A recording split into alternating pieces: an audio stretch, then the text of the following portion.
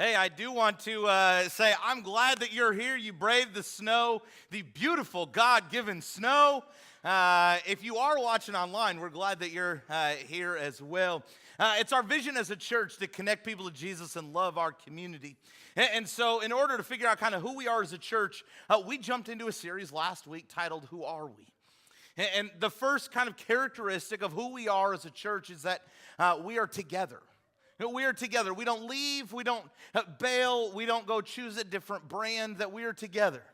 That we don't give up and walk away. We don't take our ball and go home. We are together.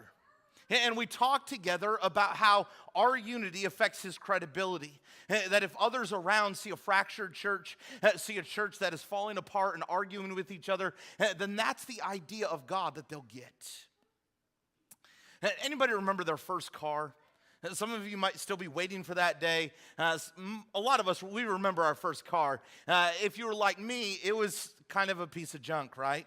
Like it barely got you where you were trying to go. Maybe you're kind of one of the rare people that had a really nice car when you started out. Good for you. But a lot of us, our first car, it was junk. Okay? But when we first got our license and we were first able to drive that car, that was really our first taste of freedom, wasn't it? Like you were able to go where you wanted to go or try to get there in your junk car, but you were able to experience that kind of freedom. You were able to go and experience the open road and the freedom that felt where you didn't have a mom freaking out in the seat next to you or dad telling you all the things that you needed to do. There was this moment of freedom as you hit the road for the first time. This morning, there is an aspect of the church that is so unique that it brings that same type of celebration of freedom. There's an aspect of who we are as a church that brings us together every single week that should be celebrated with the same type of celebration that freedom brings us. What is that characteristic? It's forgiveness. I want to pray and we're going to jump in. God, I'm so thankful for this morning. I'm thankful for those that are here. I'm thankful for those that are participating from their homes. God, that we are all together, that we're still your church, and that we're worshiping. We're learning together.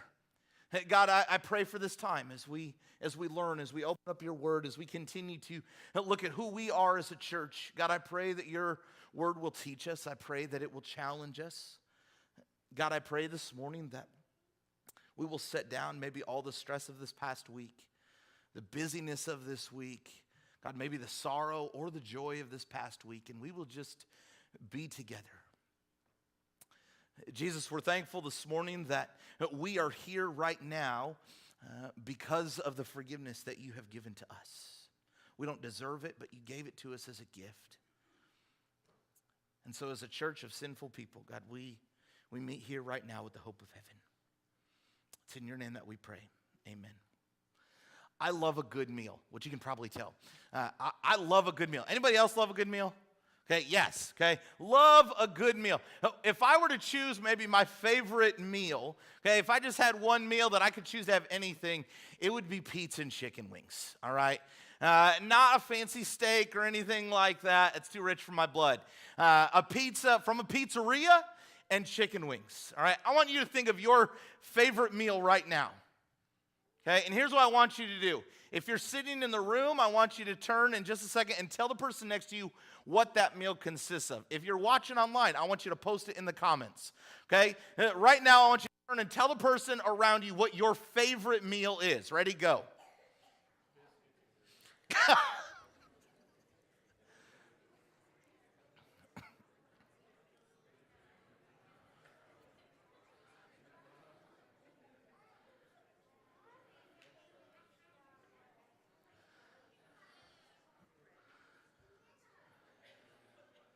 It's one meal, friends. Bring it back. It's one meal, all right? Some of you go into like ingredients and everything. Just one meal. Calm down. You see, our favorite meal, a lot of times, this meal, it can tell a lot about who we are, right? I mean, if you listen, sometimes the meal, it can tell some of who the person is. It can tell maybe their upbringing. Sometimes you can even learn about a person's heritage. And if someone loves an Italian meal, maybe they have a background or a family that comes with an Italian background. You can learn a lot about people sometimes when you hear what their favorite meal is and where they come from. There is a meal that you and I, that we share together. Okay, probably a lot of us around the room, we had different ideas of what the best meal is.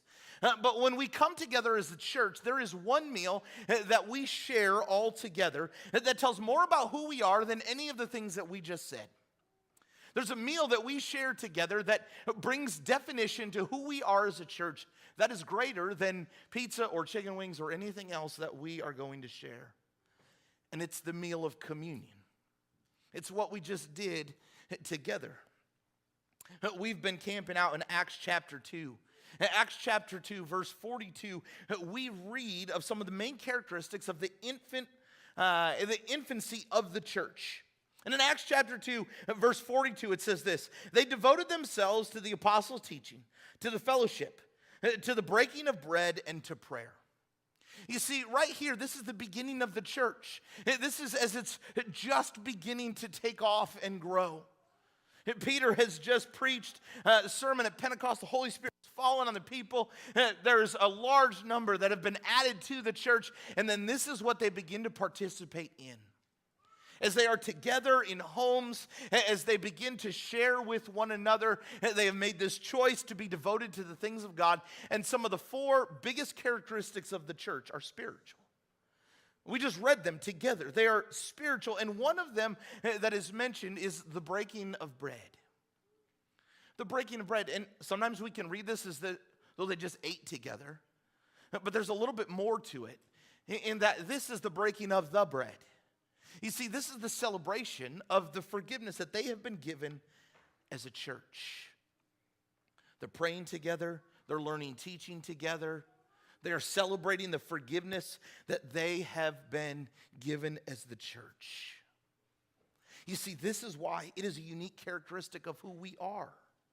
The breaking of bread, when we take communion, it's not just a symbol.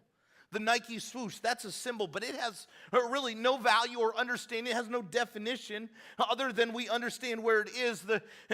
The experience of communion together, the meal of communion, where we celebrate forgiveness. It's a sacrament. Something special happens around this meal. But why? Why? You see, because this is the one meal that you and I, that we share together, that brings definition and celebration to our forgiveness. The early church, when they got together, they recognized what brought them together was their forgiveness. There was no other unifying factor that brought them together than the cross of Jesus and the forgiveness that we're given as the church together. And so why would we not celebrate that? It's forgiveness that brings us here, and it's forgiveness that gives us hope to walk out of here. Our truth this morning is this: the catalyst of our Christian community is forgiveness. The catalyst of our Christian community is forgiveness. It's what drives us, it's what motivates us, and it's what unifies us together. I mean, you think about Jesus when he's teaching in the Sermon on the Mount. How is it that we're supposed to pray? Right in the middle of this prayer is forgive. Forgive our debtors as we have been forgiven. And if we're honest, a lot of times we like to accept forgiveness, right? Like, forgiveness feels good. It frees us from the mess of our life. It gives us a second chance. But we like to accept it way more than we like to extend it, don't we? We love the freedom of forgiveness, but it's a lot harder to hand out the freedom of forgiveness, isn't it? It's harder to hand it to the person that wronged your family or your spouse. It's hard to hand it to someone that did pick up their ball and go home and leave the church. It is hard to extend forgiveness to someone that's left a wound in your heart. Which is why Jesus is so adamant that if we're going to be people that accept radical grace, then we also have to extend radical grace. Matthew chapter 18, Jesus, he is telling this parable, and it's a parable about a servant who owed a master a whole large sum of money. And he knew that there was no way that he could ever repay it. And so in Matthew 18, we read of this story where the master says, you know what, I'm going to forgive that debt. But then the servant, someone owes him a little bit of money, and he goes and he chokes the guy out, and he says, listen, if you don't give me my money, you're in trouble. And when the master hears about this, he says, no, I gave you a better example of that.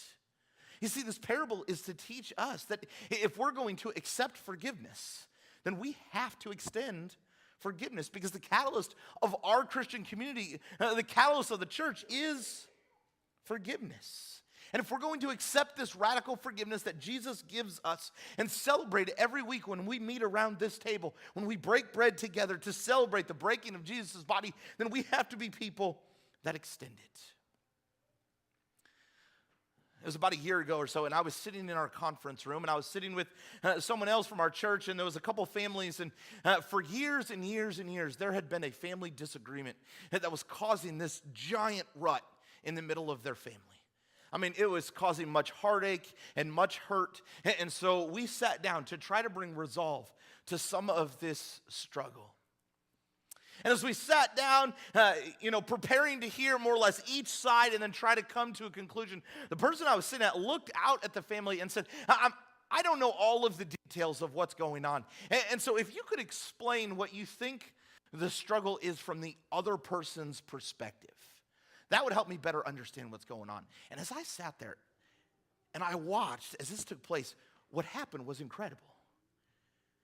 You see, because when there's conflict and when there's difficulty, we immediately are getting ready to tell our side. But when you have to step into the other person's shoes and look at the conflict, all of a sudden it's a whole lot easier to see. Maybe there needs to be forgiveness brought to the table. And as I sat in that room and I watched two families have to step into each other's shoes and see the conflict from the other perspective, all of a sudden forgiveness just began to drip in the conversation. The forgiveness that both families held on to as followers of Jesus all of a sudden began to permeate the words that they said to one another. When both families came in ready to win their side, all of a sudden when they have to stand in the other's shoes, there's a greater understanding of the forgiveness that brings definition and is the driving factor of who we are as the church.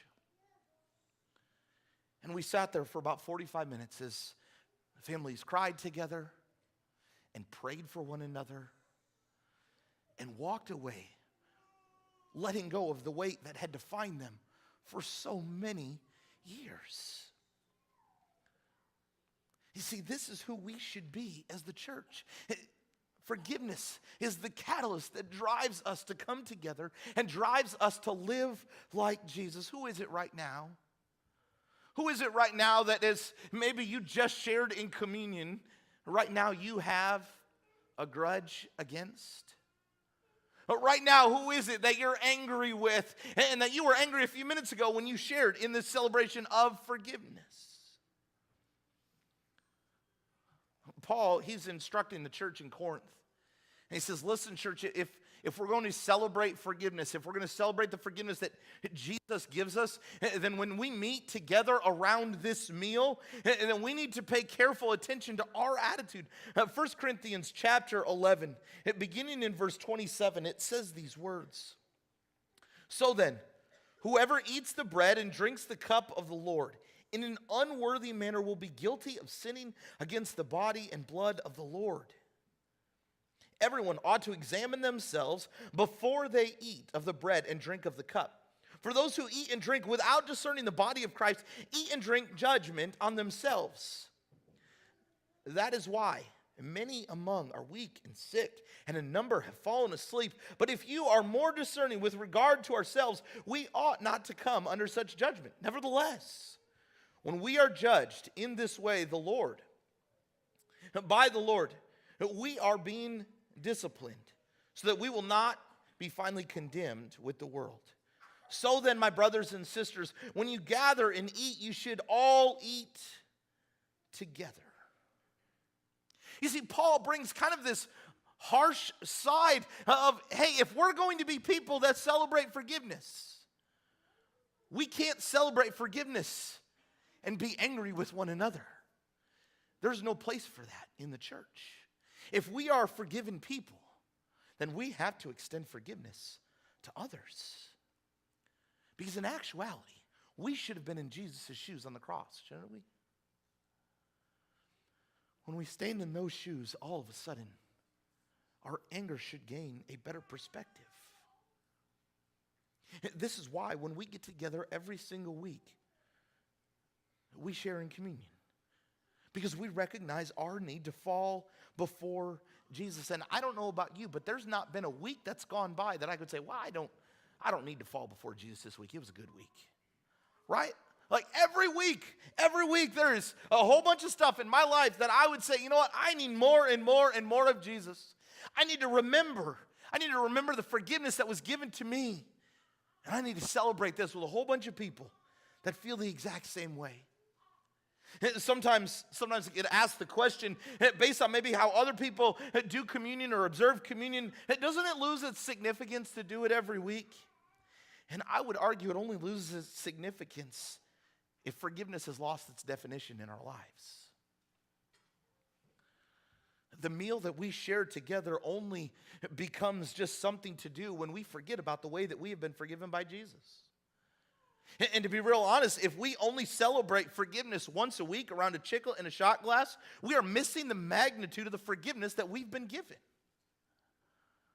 But we're missing the depth of the cross. We're missing the message of the gospel that you and we are wretched people and we have been made right. And this calls us to live in forgiveness. As a church, we are forgiven. And the catalyst of our Christian community is forgiveness. Do you realize what happens when we share in this meal? Simultaneously, as we celebrate being forgiven as a church, we identify with Jesus and we also identify with one another.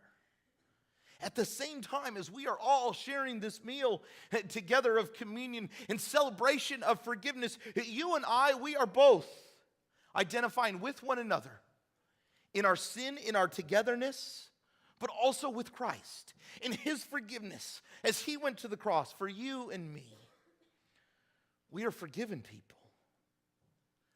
And so there is a time of personal reflection, but there is also a community experience that cannot be missed. There's a reason we all do it together. You see, the early church, when they met to share in this meal and to celebrate the forgiveness that they are as the church, it was a community experience. It was done in a living room. Because they recognized if this is who we are, then this is what we need to celebrate. The forgiveness that you and I have been given, it should motivate us and drive us to live differently. The forgiveness of the gospel was never intended to be a tradition or habit of the church, but a distinct, radically transforming, life-changing movement to rescue mankind. That's what the gospel forgiveness is designed to be. It's not supposed to be just something we do when we get together. It's supposed to be something that we are. We are forgiven people. We are a forgiven church. And so my question this morning is this: are we living forgiveness? Are we living forgiveness? Are we living as forgiven people? And are we extending it to others? If this is who we are, if this is what we claim that we're saved by, then are we living this when we're at work? Are we living forgiveness in our families? Are we living forgiveness with our spouses or with our kids? Do our words radiate the forgiveness of Jesus when we're talking to others? Are we living forgiven? Because the catalyst of our Christian community is forgiveness. When I was in kindergarten, I remember we were sitting on a tape line, and it was in a big square. And as I was sitting on this tape line with everybody in our class around us, our teacher, she brought out a whole tray of ingredients. And she brought out this whole tray of ingredients, and she sat it down in the middle of this square, and she said, "Guess what we're going to do today?" And I remember sitting and thinking, I have no idea. And we sat down and she began to say, we're going to make soup together. And so as she said this, we're like, oh, that's exciting, And so she had all of these ingredients, and she starts, chopping them up. And together we kind of, participated in this. And, she handed us different things and asked us to participate in different ways. And she said, all right, now I need to go to the next room and set this on the stove. And so she left the kindergarten class, all of us students right there together, no adults. She left us. And there was little pieces of food sitting in the middle of this square. Well, as any good, obedient kindergarten boy would do, I grabbed a piece of that food and I threw it at someone across the circle or the square. And they picked it up and threw it back at me. So then I grabbed more of the food, and then a couple of my friends grabbed some of the food, and we start throwing these little pieces of carrots and celery stems, and we're throwing these at each other. It's the best version of a kindergarten food fight that we could come up with. All of the ingredients were good and they all belonged, but we were choosing to use them in the wrong way. And we're throwing these at one another, and all of a sudden the teacher walks back in. And she did not like what we were doing, as you could imagine. And she hollers at us to stop. And so we sit down and we look up, and pretty soon around the square, a couple people started pointing out who the instigators were. And so of course I pointed at someone else. And she figured out the couple of us that kind of started this, and so we had to go sit off to the side, and we were the last ones to try the soup when it was made, and everything like that. And she came over to us and she talked to us, and she said, why do you think you're having to sit over here? Oh no, we threw food. And she said, because we were trying to do something fun, and you took it the wrong direction. Okay. So then we got to go sit back with everybody else. There are some of us, when it comes to this idea of forgiveness, there are some of us that we know all of the important parts. We know all of the ingredients. We're just choosing to use it in the wrong way. We're selfishly picking up forgiveness and keeping it for ourselves.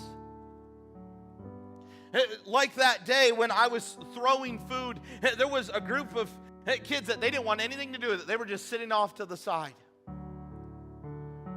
And there's some of us, when it comes to this idea of forgiveness and it defining us as a church and it being a catalyst to motivate us in everyday life, we're just kind of sitting off to the side. We, A, don't want the responsibility of forgiveness, but B, we don't want to extend it to others. It's easier to hold a grudge. It's easier to be angry. It's easier and more satisfying in our human side to be mad at someone. And so we're just observing. And we're missing living in the jet stream of the character of Jesus. Others of us, we're picking this up and we're throwing it at other people. And in our forgiveness, we're elevating ourselves as better than others. We've been forgiven, and so all of a sudden, for some reason, that puts us on a pedestal to say, well, I'm better than you, and I'm better than you, and I'm better than you because I'm not sinning in that way, or because I go to church. And in what should be the best activity that we do all week, we've somehow morphed into this idea of pride, and we're beating others up instead of inviting them to. Our forgiveness does not make us better. Our forgiveness brings us together. It is the catalyst of our Christian community that motivates us to love different and to live different, to live in the celebration of heaven, that we no longer carry the weight of our past anymore, that we don't drag around the baggage of our mistakes, but they're let go of because Jesus already stood in those shoes. We celebrate forgiveness together at communion time because it's what unifies us together. Have we lost the forgiveness in our life? Maybe we've never accepted the forgiveness of our life. Maybe this morning as we worship together, we recognize, you know what? being in this room motivates me a little bit, but I've missed the forgiveness of Jesus. And maybe as we worship together, we are the church together, and we celebrate this forgiveness. We recognize, you know what, there's got to be something different in my life. The forgiveness of the gospel, it's turned more into a tradition and a habit, and it's missing the magnitude of what Jesus intended it to be, this life-altering, people-rescuing characteristic. This morning, are we living forgiveness? As a church, we are forgiven, and we are called to live forgiven. Let's go ahead and stand together.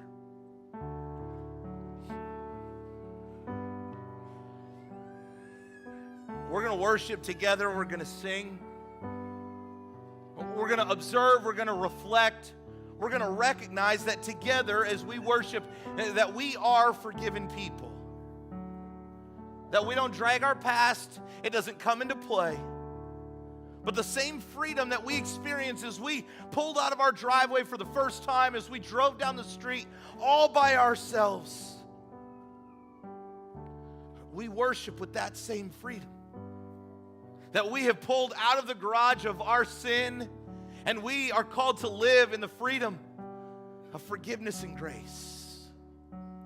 As we worship this morning, are we living forgiven? And are we living forgiveness to others? The catalyst of our Christian community is forgiveness. Have we accepted it? And are we extending it? Let's sing together.